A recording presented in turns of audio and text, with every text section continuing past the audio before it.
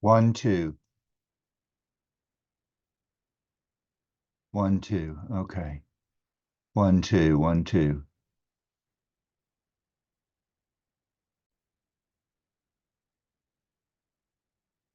All right. Good evening, brothers. It's good to see you. My name is John Butler. I am a pastor of a Presbyterian church in South Carolina in the United States. I'm a friend of Zach Gross, and Zach and Pastor Rocky have asked me if I would teach a course on the biblical foundation for missions. And it's helpful to understand, what does the Bible have to say about missions? How does it inform us? Because our philosophy of missions, our practice of missions must be scripturally based in order to go about the work of missions to fulfill the Great Commission as our Lord Jesus has given us. We must do it His way, and we must trust what the scriptures tell us with regards to how we are to go about missions and in faith and empowerment of God the Holy Spirit. So as we begin this first lesson, let's open with prayer. Father, we thank you for sending your Son, our Lord Jesus, and giving us your Holy Spirit to empower us as He applies to us everything that Christ has won for us on the cross. We ask that you would help us as we study this work of mission, that as we pray, your kingdom come, your will be done on earth as it is in heaven. We pray with the expectation that you would come and instruct us from your word, and that you would empower us by your grace to obey it. We long to see the knowledge of the Lord cover this planet as the waters of the oceans do. And so we pray that you would help us to that task. In Jesus' name, amen. Well, as we begin this course, it is written and designed and presented to give an expositional biblical ground basis from Scripture and theological basis for missions in order to prepare us for this great task of spreading the gospel throughout the world. So it's my prayer that we would long for, pray for, give of ourselves for this work of the gospel around the world. And perhaps the Lord may call you to the work of missions itself. Now, a little bit about the course. It is divided into 8 lessons, and it has at least 2 major parts. So today through lesson 4, we're going to talk about mission as the work of the triune God, with each member of the Trinity taking specific roles. The second part, which would be lessons 5 through 8, stress man's responsibility in missions. And we'll focus particularly on the life of the Apostle Paul. He was a Jewish missionary to Gentiles, to non-Jewish peoples. And we'll look at the relationship between the church and mission. And so let's begin with the first of our lessons, which is an introduction to the mission of the church. Let me share this slide, if I can get to it.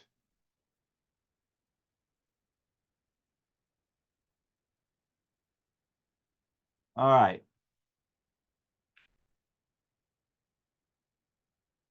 Well, that is not working.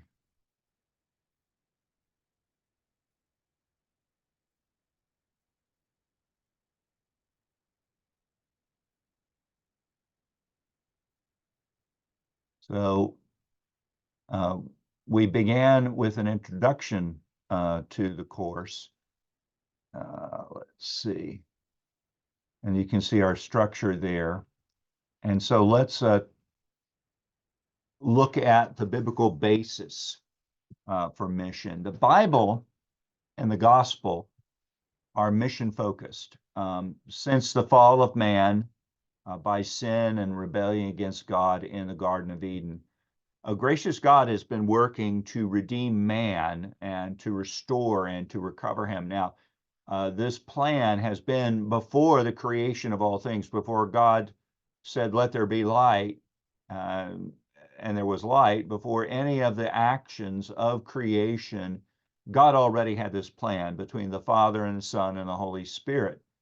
But we see this being worked out in history from the time of the rebellion of Adam and Eve against God, and then on throughout. We see the working out of this plan of salvation.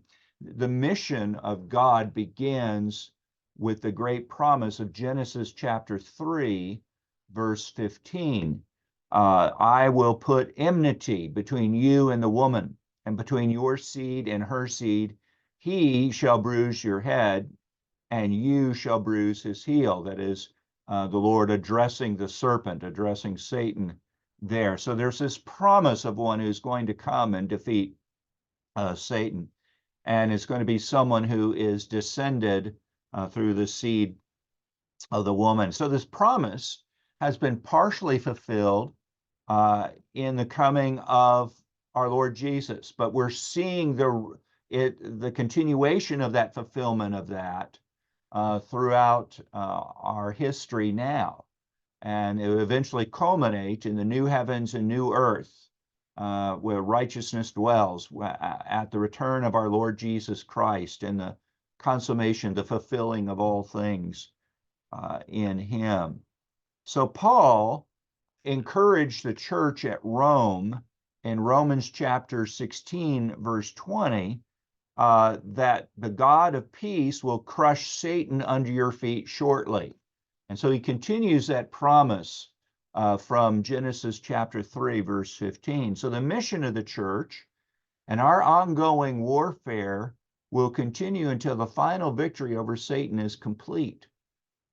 These Bible texts that we've just read, and plenty of others, are going to show that mission is primarily God's work.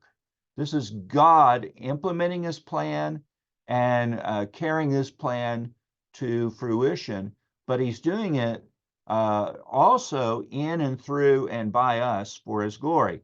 But it is God who's made a promise. It's God who's fulfilling that promise. And so in this great work, the church joins with God in his work of missions, in his work of conquering of the nations and bringing them under the rule and reign of the Lord Jesus Christ. So what we're going to see in this lesson today is a foundation for mission as we are going to build over the remainder of the course. And so in lessons 2 through 4, we're going to argue that the basis of mission is the work of the triune God. Mission is the work of the Father who plans all things. Mission is the work of the Son who comes from heaven to earth to save.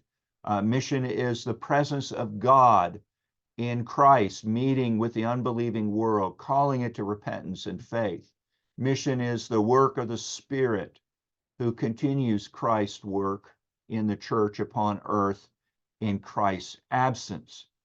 In section 2, we're going to focus upon the Apostle Paul. Paul was uniquely called and chosen by God to be his missionary to the Gentiles.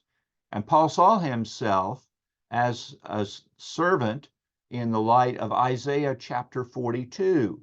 Part of the Father's plan and the promise of the gospel is going to go to all nations throughout the world.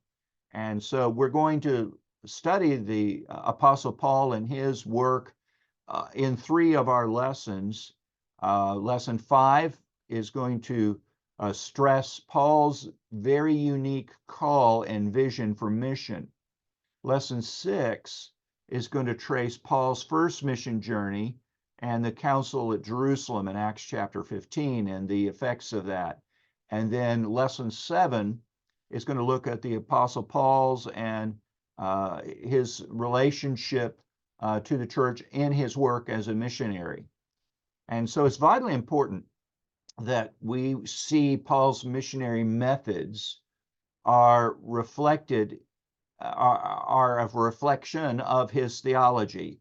So his mission work and the methods and the means he utilizes flow from his theology. Scripture tells us, as a man thinks, so is he. These are the biblical assumptions of the Apostle Paul, and on the basis of those biblical assumptions, he is going to carry out this work of missions. And so he is sent by a church. He's relying upon preaching and teaching and God the Holy Spirit to spread the word. He is relying upon the Lord and the founding of churches. He's not just about converting individuals. He is also about the establishment of congregations, of churches. Paul relies on God the Holy Spirit to strengthen and to establish the new church as quickly as possible. And his method flows from his understanding that mission is God's work in the church. And so he understood this. And so his approach, his methods are consistent with those principles. And it's a great failing of many missionaries to not see mission in this light. It's crucial that we study Paul's methods and we apply them to the best of our ability. And then lesson 8, the last of the lessons, we're going to focus on cultural ministry in the New Testament. We'll look at the conversion of Cornelius in Acts chapter 10, the cultural importance of that Jerusalem council in Acts 15, circumstances like the circumcision of Timothy and the why Paul did that. And then a final discussion about a meat that is offered to idols, applying biblical principles in these particular circumstances as he goes out. So let's talk about mission as the work of the Trinity. It is the work of God, the Trinity. And in fact, all of God's works are Trinitarian. The God, the Father, Son, and Holy Spirit are involved in every aspect of the work of God. Now, sometimes we see primarily more of the Spirit or primarily more of the Lord Jesus or sometimes of the Father, but God, the Father, Son, and Holy Spirit are involved and engaged in the work completely. They are all there. And so they are immediately and directly involved in the work. For instance, let's look at Matthew chapter 3, verses 1 through 17. In that chapter, we see Jesus's baptism, and that is the formal beginning of Jesus's earthly ministry. So as we look at that particular passage there, we see this principle of God the Holy Spirit, God the Son, and God the Father all involved in this particular work. So Matthew chapter 3, and we'll start at verse 1. We'll go through verse 17. In those days, John the Baptist came preaching in the wilderness of Judea. Repent, for the kingdom of God, or the kingdom of heaven, is at hand. For this is he who was spoken of by the prophet Isaiah when he said, the voice of one crying in the wilderness, prepare the way of the Lord, make his path straight. Now John wore a garment of camel's hair and a leather belt around his waist, and his food was locusts and wild honey. Then Jerusalem and all Judea and all the region about the Jordan were going out to him, and they were baptized by him in the river Jordan, confessing their sins. But when he saw many of the Pharisees and Sadducees coming to his baptism, He said to them, "You brood of vipers, who warned you to flee from the wrath to come? Bear fruit in keeping with repentance, and do not presume to say to yourselves, 'We have Abraham as our father.' For I tell you, God is able from these stones to raise up children for Abraham." So, Lafita, could you mute your microphone? Thank you. "We have Abraham as our father, for I tell you, God is able from these stones to raise up children for Abraham. Even now the axe is laid to the root of the trees. Every tree, therefore, that does not bear good fruit is cut down and thrown into the fire. I baptize you with water for repentance, but he who is coming after me is mightier than I, whose sandals I am not worthy to carry. He will baptize you with the Holy Spirit and fire. His winnowing fork is in his hand, and he will clear his threshing floor and gather his wheat into the barn, but the chaff he will burn with unquenchable fire." And then Jesus came from Galilee to the Jordan to John to be baptized by him. John would have prevented him, saying, "I need to be baptized by you, and do you come to me?" But Jesus answered him, "Let it be so now, for thus it is fitting for us to fulfill all righteousness." Then he consented. And when Jesus was baptized, immediately he went up from the water, and behold, the heavens were opened to him. And he saw the Spirit of God descending like a dove and coming to rest on him. And behold, a voice from heaven said, "This is my beloved Son, with whom I am well pleased." John was the last and the greatest of the apostles, or excuse me, of the prophets to Israel. He preached a gospel of repentance as the kingdom of God was coming. And that was a message that was fulfilled in Christ. So in his baptism, Jesus identified himself with his people. He formally became a mediator, or the mediator of the new covenant. The true servant of God, the true Israel, and his baptism has to be read in light of the whole of his public ministry. It points to the whole of his life and work. His baptism was completed upon the cross in his death, burial, and resurrection for sin. And so by being baptized, Jesus identifies himself with his people as their representative. They are joined to the whole of his life. So in the baptism of the Lord Jesus, you see the Father's creator as head, as innovator, as planner. It's he who elects his own Son to be the firstborn among creation. He is the focus of the gospel and of mission. We see the Son, fully God and fully man. He's able to secure the forgiveness of sin. In the Son, God entered into our suffering as human beings. He humbled himself in order to establish his kingdom in the world and in the church. Mission, then, is the presence of God in Christ in the world, reconciling men to God. The Spirit plays a crucial role, descending upon Christ and anointing him for that task. The Spirit is the Lord Jesus' source of action and of power. It was the Spirit who led Christ and equipped him for ministry. It was that same Spirit who was poured out upon the church at Pentecost, who equipped them to continue Christ's work until he comes. So Paul summarized the work of each person of the Trinity in Ephesians chapter 1, verses 1 through 14. In Christ's baptism, the mission of God was manifested. We began to see it there. Now, as we look at the role of the Trinity in mission, we've seen these key events, but also in the giving of the Great Commission, that the apostles are sent out, and indeed all of the church has been entrusted with this particular task. Now, let's look now at mission and the new creation. The mission of God, the gospel, is closely linked with the coming of the new covenant. Christ's coming introduces the new covenant, which brought in a completely new order in creation. Paul says in 2 Corinthians chapter 5, verse 17, if any man is in Christ, he is a new creation.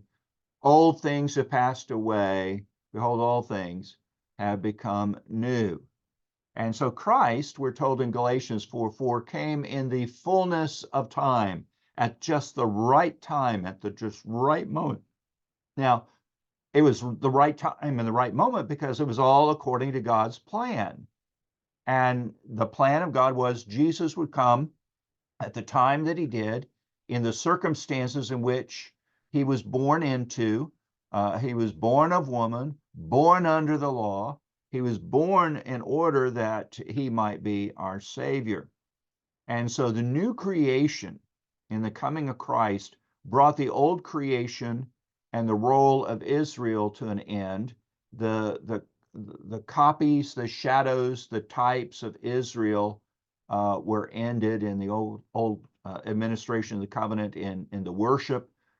There's now no longer worship at the temple. The sacrifices are completed. They all point to Christ. The ceremonies and so forth all pointed to Christ. But with the coming of Christ, those ceremonies have passed away. It's like if you're constructing a building, if you ever watch scaffolding put up on the sides of the building as the workers are working on the building. Well, once the building is completed, what do they do with the scaffolding? It's taken away because it's no longer necessary. That's the same with the Old Testament sacrifices, the ceremonies, and so forth. They all were part of that process, but then once the coming of Christ has come, they're no longer necessary. And in fact, part of the argument of the book of Hebrews is if you're depending on those sacrifices and so forth, you're rejecting the finished work that Christ has done for us. So the Apostle Paul says, for in Christ Jesus, in Galatians 6:15, for in Christ Jesus neither circumcision nor uncircumcision avails anything, but a new creation. And so it's no longer, one being circumcised. That is not an indicator under the new covenant that you are right with God, that you are following God's law and so forth. You can be circumcised, you cannot be circumcised. What is the circumcision of the heart? That is what is key. That is what is crucial. And so the coming of the new covenant and creation open the way for missions to break out of Judaism, out of Israel, and to go out into all the world in a new way. And all of us here on this call, on this Zoom lecture today, are a result of that gospel going out to the nations. In the new covenant, we see what was spoken of by the Lord as the last days, in these latter days.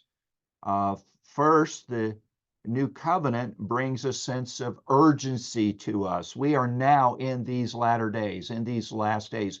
Now, it has been the last days since the coming of our Lord Jesus Christ. Okay, it's not something that's some way off future event. We are in it right now, and there's that sense of urgency. The gospel goes out to all the world. The second coming of Christ and the judgment of the world is imminent. It will come, and it will be a terrible thing, the judgment of God to come upon all the earth. The Apostle Paul says, knowing therefore the terror of God, we persuade men. The gospel goes out to all men everywhere. Repent and believe the good news of the Lord Jesus Christ. Second, the new covenant, in the new covenant, the old cultural forms of Israel are replaced by the new key concept of the Spirit, that we are of the sons of God. We are now as his children. and we're part of this new creation, and we see the rule of Christ. So all the old Israel cultural forms and laws and ceremonies, circumcision and specific laws, they no longer hold. They're no longer required. And that, one of the things we're going to see in the Jerusalem Council in Acts chapter 15 is a recognition that the old way is now no longer valid. That we don't require Gentile believers to submit to circumcision, to submit to the Old Testament laws and so forth. The real issue then is someone part of the new creation? Are they a son indwelt by the Spirit and under Christ's rule? Israel's Old Testament culture and cultural forms have been superseded. And so something new has come in its place. And so this is recognized by the elders at the church in Jerusalem in Acts chapter 15. The freeing of the gospel from Israel's Old Testament forms was crucially important for the spread of the gospel out into the Gentile world. A third thing, the new covenant brings in a period of the Spirit who helps Christ rule the nations and enables the church to fulfill its mission.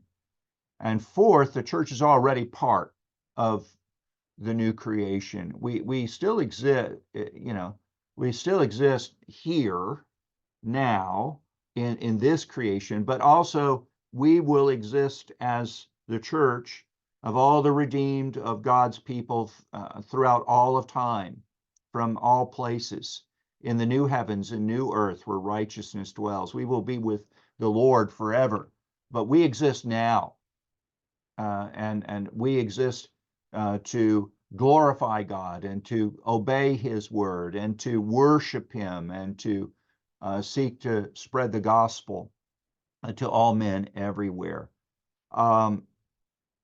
And so what we experience now in the work of God the Holy Spirit working in and through the church and the spread of the gospel is and the blessings that we experience now are but a foretaste of the great banquet which is to come.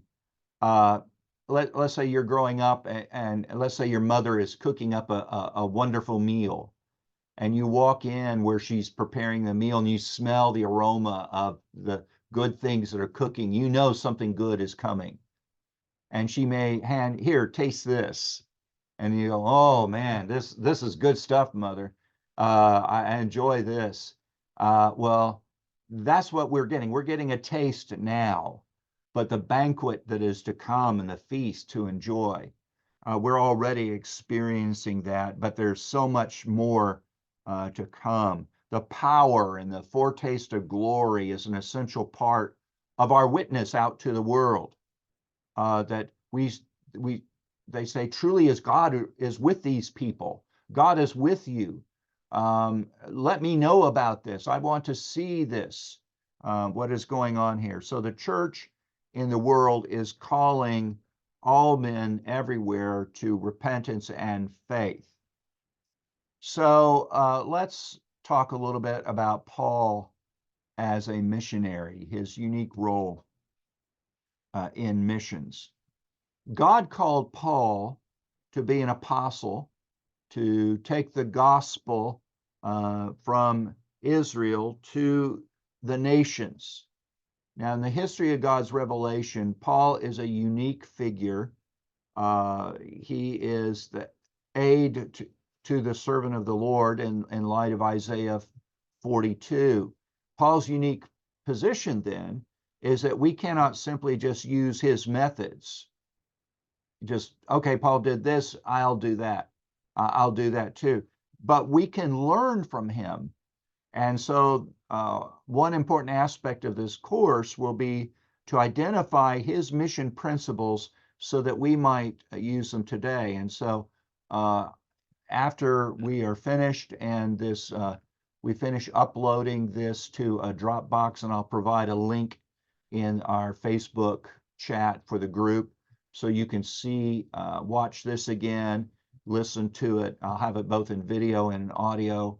But there is a copy of our PowerPoint. There will be also a copy of a collection of the principles of mission that the Apostle Paul exercised, and you can download that. You can look at that online. We'll also include it later on in the course. But because Paul's unique status, no missionary is called to follow those principles exactly, but the closer we can model our missionary methods upon those principles, the more scripturally effective our position will be. And it's a question of to what degree are we adhering to those biblical principles. None of us are going to get it perfect, but our desire is let's get as close as we can to this biblical example, and pray for God's blessing in all of this. One of the principles we're going to consider is that Paul's mission is church-based. It's not what's called a para-church. Something exists outside of the authority and the supervision of the church. Paul was sent out from the church at Antioch. You remember several have been fasting and praying. The Spirit indicates Paul and Barnabas are to be sent out, and the church, after they've laid hands on them, indicating their recognition and authorization of them to go out, and also indicative of the Holy Spirit's empowering of them, they are sent out to that task. But notice one of the things that they do after each of the journeys that they go out on, they go back to the church at Antioch and report what's happened. They'll also go to Jerusalem at times, but primarily they go to Antioch because they were sent out as missionaries from that church, or from the church at Antioch. And so the aim of the Apostle Paul is not just the conversion of individuals, but the formation and establishment and formation of churches, and to encourage them to operate independently of him. That he doesn't have to be there supervising everything. Elders are appointed in every church to oversee the work, to encourage the saints, to lead, to guide, to instruct. Now, all of them are to be dependent upon Christ's lordship and the work of God the Holy Spirit. All of them have access to the same scriptures. You know, the Apostle Paul acts kind of like a father. You know, our fathers would raise us as sons and train us, and then we would go out and, you know, with our particular family and establish that. The father's role is no longer in the same way. Our fathers can be there to help encourage us and guide us. And that's what the Apostle Paul does. Now, he has a great number of churches to be in prayer for. You know, he's got this burden. He prays night and day for all the churches and all the believers that have been impacted by that ministry. But in each church, he is equipping, appointing elders. They're equipped by the Lord to do this work, and then committing the church to the power of God the Holy Spirit. Paul's not trying to micromanage the church, that all the churches he's established, or keeping control over it once he has left. He understands that the church was founded by the work of the Spirit, and that the ongoing work of the Spirit would keep and sustain it as well. We will also look at the formation of networks of churches and the dependency altogether they would have in Reformed thinking in presbyteries or classes together. Now, but Paul is not operating independently of the church. He's not established Saul of Tarsus Evangelistic Ministries Incorporated, and he's out there by himself doing his own thing. No, he is sent out by the church at Antioch and is answerable to their authority. And so biblical church planting includes this aspect of churches sending out missionaries, but that connection and that authority that is given to them. No man is operating independent of the church, and that's part of the way that that missions is to be carried out. And then in the final lesson, in lesson 8, we're going to look at a number of important texts of Scripture for cross-cultural mission in the New Testament. The call to mission, the implication of the call was not immediately understood by the early church. And as the church began to engage in mission, the church as a whole is challenged on both a theological and a social and cultural level, because the church is moving from old covenant Israel and their mindset and their thinking and way of doing things, and primarily Jewish, under the Jewish law and customs and so forth. And now Gentiles are coming into the church. And now we have this reality of being under the new covenant and the new covenant people of God. How does that operate? What does that look like? And the old has passed away. Behold, all things have become new. How do we live in the light of that new reality? And those are the kinds of questions that were faced by the early church as they're growing into it, kind of growing pains for the early church. And it affects how they go about doing missions. And so we will consider that in lesson 8. So since Genesis chapter 3, verse 15, God has been at work in mission. Mission is the work of the triune God, each member playing a particular role. Let's look at this. And so Paul is a great example for us of mission in the New Testament. We're to follow his example as closely as possible. So in Matthew chapter 3, 1 through 17, that long passage that we read, the Father, Son, and Spirit are involved in the incarnation, the mission of God to save a people. The Father plans salvation, the Son brings the plan into effect, and the Spirit applies salvation to us. Missions, then, is the presence of Christ in the world, drawing men to the Father through the power of the Spirit. And this is the understanding that controlled Paul's missionary method.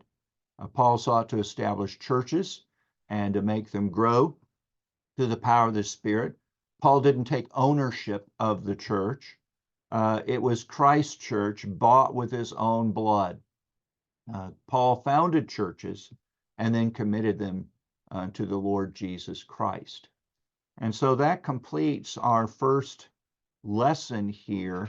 I'm going to ask some questions, and if you all want to answer them, or if you have questions for me, we will certainly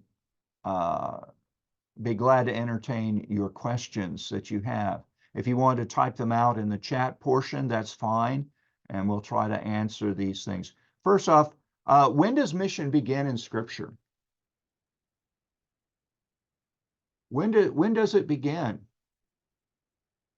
Well, actually, it begins before Genesis 1:1 when we look at it, but we begin to see the revelation of God's mission also, interestingly, in the creation in Genesis chapter 1, where God commanded the man and the woman to be fruitful, multiply, to fill the earth and subdue it. That's the beginning of this mission.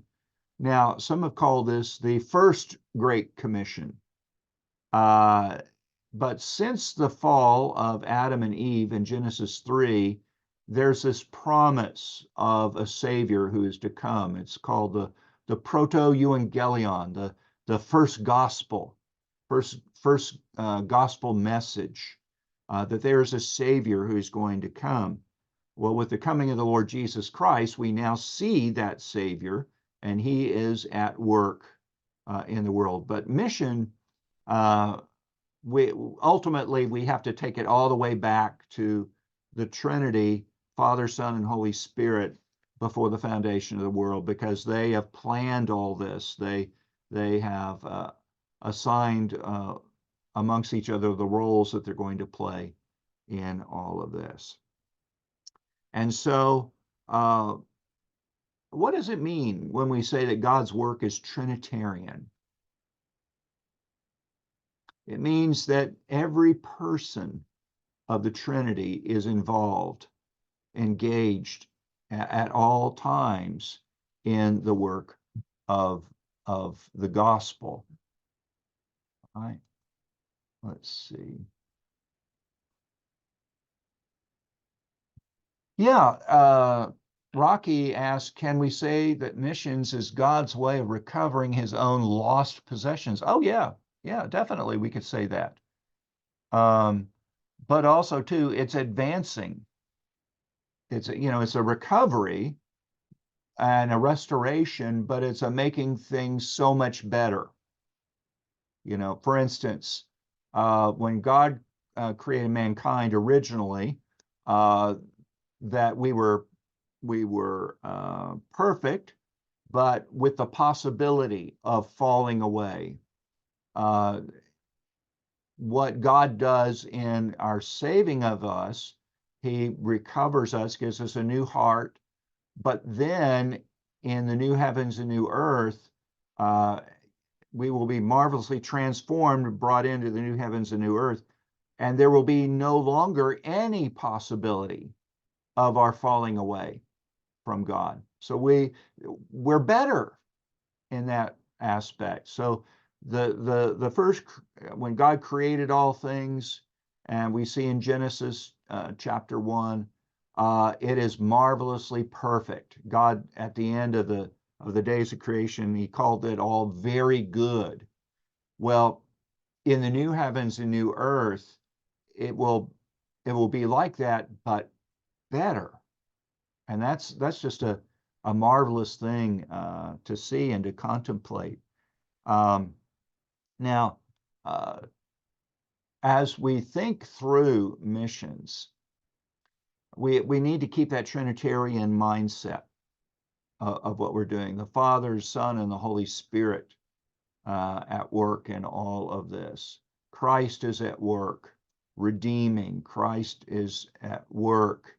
The Holy Spirit is there convicting, converting, pointing people to Christ. The Father is effecting this plan, making this plan to work in all things. It's also important in missions that we focus on the new creation, that God has come to make all things new. And that's one of the things in hope that we can, when we're speaking and preaching to people, that God has come and to make, although we see how terrible things are now, guess what? It's not always going to be that way. For those who love God, God is indeed working all things together according to the counsel of his will. All right, Rocky asks another question. So as mission Trinitarian, it becomes clear that oneness theology, that is modalism, their gospel is not the gospel at all. Exactly, because their Christ is not, in their view, the Christ of Scripture. Modalism is, and oneness theology, basically saying that you don't have three separate, distinct persons in the Trinity. Now, we believe in the unity of God, the oneness of God in the sense that there's only one God, but he exists in three persons, Father, Son, and Holy Spirit. And they're separate, they're distinct. The Spirit is not the Son is not the Spirit, nor the Father is not the Son, nor the Spirit, and so forth. Oneness theology basically says that no, you only see God as sometimes as Father, and sometimes as Son, and sometimes as Spirit. But they're not three separate, distinct persons. Well, they have. You take them to this passage we read in Matthew chapter 3 about Jesus's baptism, and the Father and the Spirit engaged in that. They go through all kinds of explanations. Well, it's actually this or that, instead of just a plain reading of what it is. Modalism tries to take a complex concept of the Trinity and make it very, very simple. That's where we begin to get in trouble. Whenever we try to take something of God and reduce it to human understanding, to make it simple. Modalism is like when I was in high school, I acted in several plays. In one play, I had three different characters I had to play. And so the first character, they had a false beard for me. And so they glued a beard to my face, full beard. And I acted in that role for a while. And then I went off stage and they took off part of the beard here, still kept big sideburns in the sides. And I went out and played another role.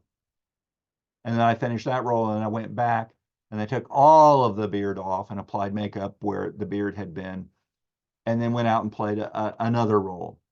Modalism treats God that way, whereas God exists eternally in three persons, Father, Son, Holy Spirit, together. And so you can't separate the works of the Son completely eliminating the Father or the Spirit. They're all together because you cannot separate out God. But yet we see the Father, Son, and Spirit as separate persons.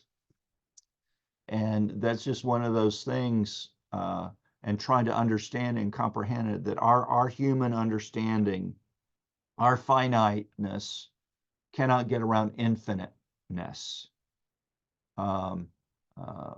And so, yeah, modalism tends to do that. When I was in Indonesia in August of last year, I was asked to speak for a Zoom conference for pastors about oneness theology and modalism. There was a mega church pastor in Jakarta who was preaching oneness theology and modalism, amongst other things that were heretical. And many, many people were just flocking to his congregation and his online ministry and so forth. And the pastors in Jakarta and elsewhere had asked me to speak about this because they were quite concerned and just wanted to know how best can we address this. All right, then. Any other questions that you might have?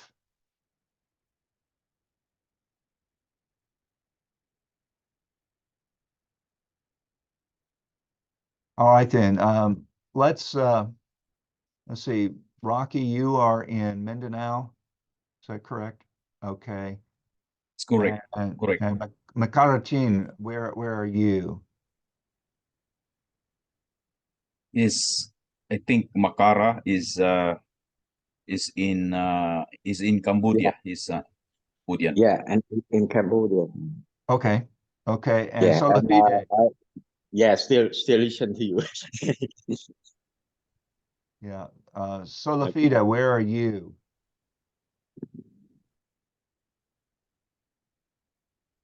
I don't see that. I see for Mary Jane Mofan. Where are you, brother? Uh, uh, Mary Jane is not the one that is using, but Right, her yeah, husband. Her that's husband is they live in Mindanao. Sola Yeah. Fide.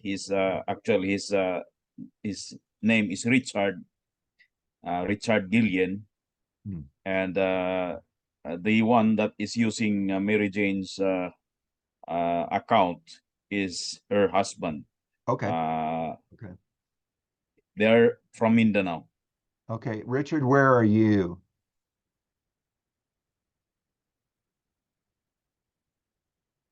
I don't know if he heard me. Anyway, where does Richard operate from? Richard Gillian is from Osamis City. Okay, It's in Mindanao, in the North Mindanao. okay, okay. Very good, very good. Well, I am about, let me think here, about 150, no, about 125 kilometers from where Zach Groff lives. And Cool. so I am also in the northwest portion of South Carolina in the United States. I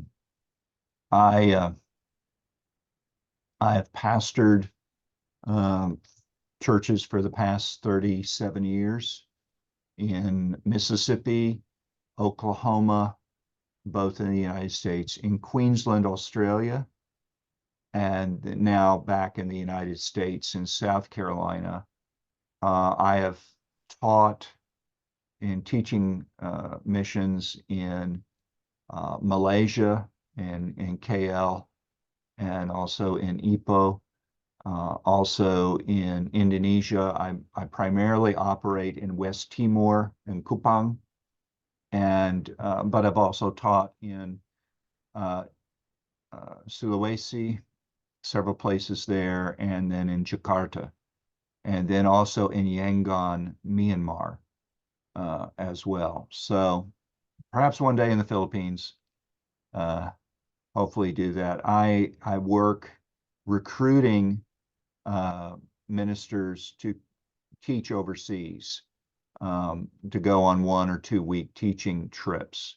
I work through an International Theological Education Ministries, or item.org. And so we come alongside our brothers overseas and sit down and say, okay, what do you think you need? Uh, what kinds of topics do you think that you need more information about or some training in? And then we tailor our teaching to come and work with our brothers that way. And we try to sit down and listen and say, okay, what is it that you want? What is it that you need in your culture, in your particular situation? So, and in some places they're facing oneness theology. I know that they're facing it quite a lot in Southeast Asia and Indonesia and Philippines, but also, from what I understand, in Southern Africa as well. They're having to contend with this, and so there have been a lot of questions about oneness theology and how best to address it. So, um, so you see this whole concept of the Trinity is vitally important in how we go about doing missions, and indeed anything that we do, because we are a Trinitarian. Okay, any other questions that we have? Okay, so the next There is a lesson. comment by. Go ahead. There is a comment There is a comment under the chat. Okay, I see that. Yeah.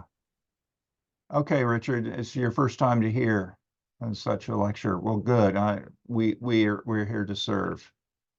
And as I explained earlier, I don't know if you caught that Me part. too. I've listened to many lectures on on missiology. This is one of the best lectures that I've heard, and it is very good actually. I from the very starting, from the very start that you lectured, it was informative indeed. Well, good. Praise God. So yeah, the idea is we want to be based on Scripture. We have to have that scriptural understanding of what we are doing. Sometimes we might mimic or copy someone else and what they're doing, but without an understanding of the reason for that. And we need, for us as ministers of the gospel, as missionaries serving the Lord Jesus, we have to ensure that what we're doing is coming from a scriptural standpoint. If we don't build on the foundation of Jesus Christ and the apostles, we're going to fall. It's going to fail.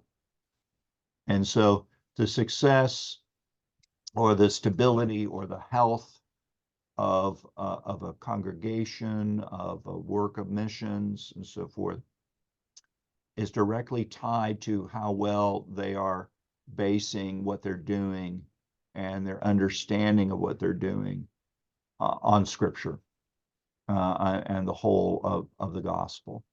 So that's it's important for us. Before we lecture about missions itself, we need to have the biblical foundation first and foremost. And so what we're doing is somewhat kind of going through a survey of the scriptures, a biblical theology of missions. And so next time, God willing, we will look at the fall of Abraham, of Israel, and God the Father's plan in all of that. So any other questions that we have? Well, as I mentioned before, we will upload this video and have audio also in a Dropbox folder, and I will post the link to that in our Facebook chat.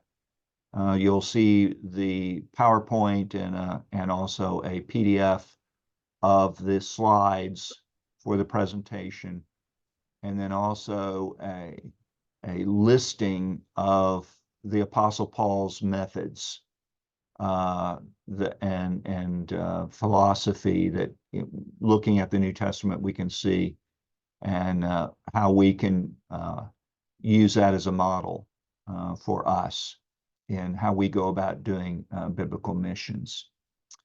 So I know it's a little bit, it's not the full 90 minutes that we have. The lectures are a little bit shorter, but I want us to have time at the end for questions. And it doesn't necessarily have to be just limited to what was on the course lecture that day. If you have other questions about ministry, about missions, or anything of that nature, write them down and submit them in our chat, and we'll have discussion over those various things. All right then. Anything else from anyone? Most of the mission teaching is man-centered, and it started with man and the need of man and whatever. I mean, it wants to give man the idea that he is very important, and so since he is important, he must stick to his identity as an important being on this universe. So it seems to me that most of the mission lectures that we hear today is centered on man. Yeah. very much so, on meeting people's needs and so forth. But missions is God's plan, and God's work done God's way will be blessed by God. And if we're going to do missions man's way, and so man-centered and so forth, then we fail. You know, if it's man-centered, how are we any different from a businessman who's trying to sell you a product or an idea or a concept? We're no different. If that is our thinking, it's man-centered. But if we're doing this from a God-centered standpoint, we're doing all of this for the glory of God. Yes, we do. We call all men everywhere to repent and to believe the gospel, and to show them you know, we can tell them about the benefits of and the blessings that there are in serving the Lord. But primarily, they need to be reconciled to God in Christ Jesus.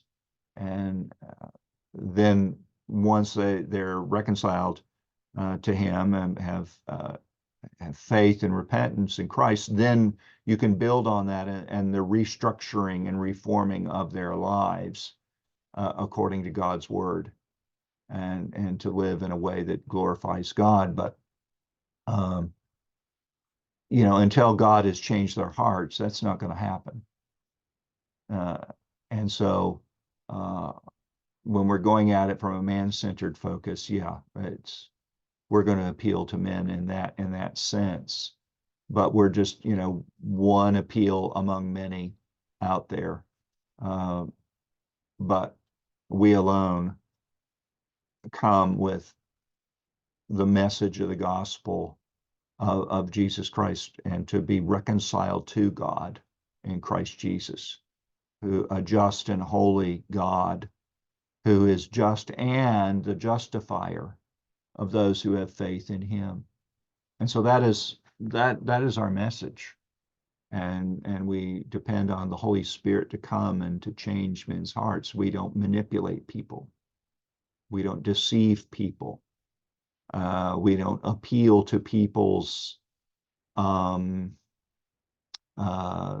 desires or cravings. We are ambassadors of the Lord Jesus Christ. Now we can speak to persuade men, to call all men everywhere to repent and believe. And that is certainly part of this gospel preaching and message and mission. But we don't resort to trickery or anything like, you know, you have some people, they're all about miracles, they're all about signs and wonders and so forth. What's the purpose of the signs and wonders? To point to Jesus, to point to the authenticity of the message. But people get so focused on the signs and wonders, they forget. Now there's the whole question of, are there continuing gifts to the church in that way and so forth. But our focus is front and center, Jesus Christ, and Him crucified, buried, resurrected, ascended, ruling and reigning, and coming again. So, well, that's all I have for you this morning, my morning, although it's still dark outside and rainy. There's rain drops hitting the windows here, and we're expecting very, very freezing temperatures. I think Thursday of this week is supposed to, probably be about minus 20, no, minus 10 centigrade. So, yeah. So, anyway. Well, brothers, God bless you. Why don't I close this in prayer? Father, we ask that you would continue to bless and keep us, to make your face to shine upon us, and to give us your peace in Christ Jesus. Help us as we're studying this topic of missions to see the biblical basis for it, the foundation that is laid for us in the Word and how we are to go about the work of missions. We pray for our particular ministries, that you would use them for the glory of your name. And it is in that name, the name of our Lord Jesus, we pray. Amen. All right. God bless. Take care. Amen. Can we get our selfie on the screen, Sure. Pastor John, Sure. so that we shall have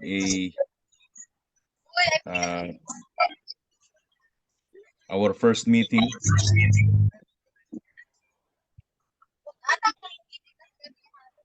Okay, well, get there you go. Smile. Okay. Okay, thank you. Thank you. Good evening. Thank you, Pastor Salamat, John. Pastor Rocky. Oh, Thank you, isa pa Pastor yan. John. Thank you, Pastor Rocky. You're welcome. You're Take care, welcome. Richard. Thank God bless. you. Good to see you, Makara. Yeah, thank you. Okay. Bye now.